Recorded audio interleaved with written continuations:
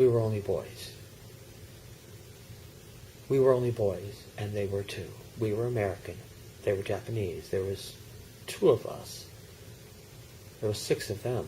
We saw them. They saw us. We ran. They chased. We were only boys.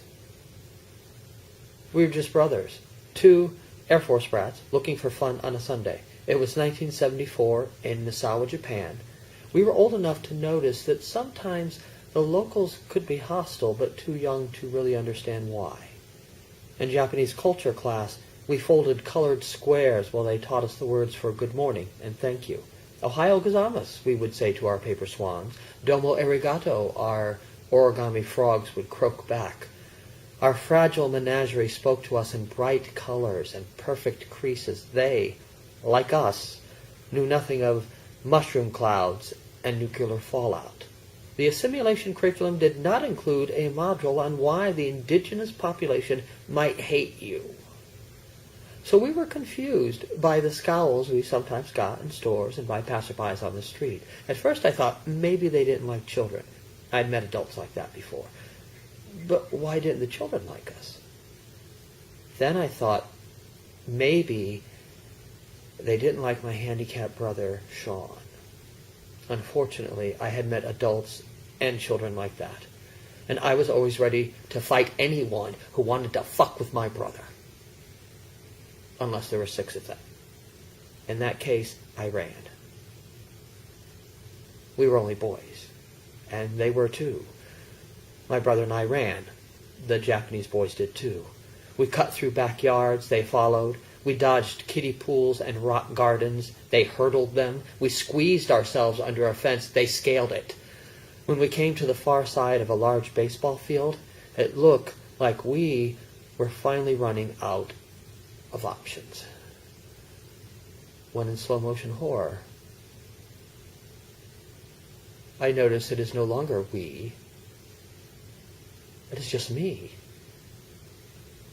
My brother has plopped down mid-field, bawling and screaming like the devil's baby. And the Japanese boys were closing in.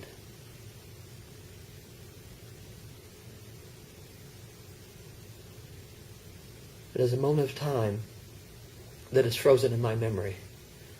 That jarring feeling that I had failed my brother, that I had abandoned him and was unable to protect him. I would never forget that feeling. I would remember that feeling the day I left for college, knowing I would most likely never live in the same house or city with my brother ever again.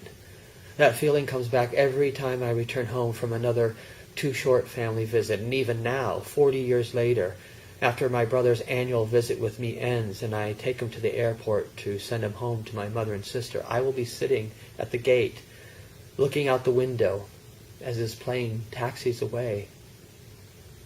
And the memory of that Sunday will return. Even 5 minutes after the plane is taken off, I will still be sitting there, seeing the impossible length of field between us, knowing I am as powerless today as I was then.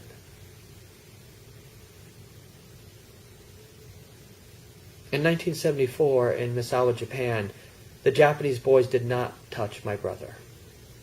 For reasons unknown, they accepted his ear-piercing surrender, passed him by, chased me down, and beat the living shit out of me. We were only boys.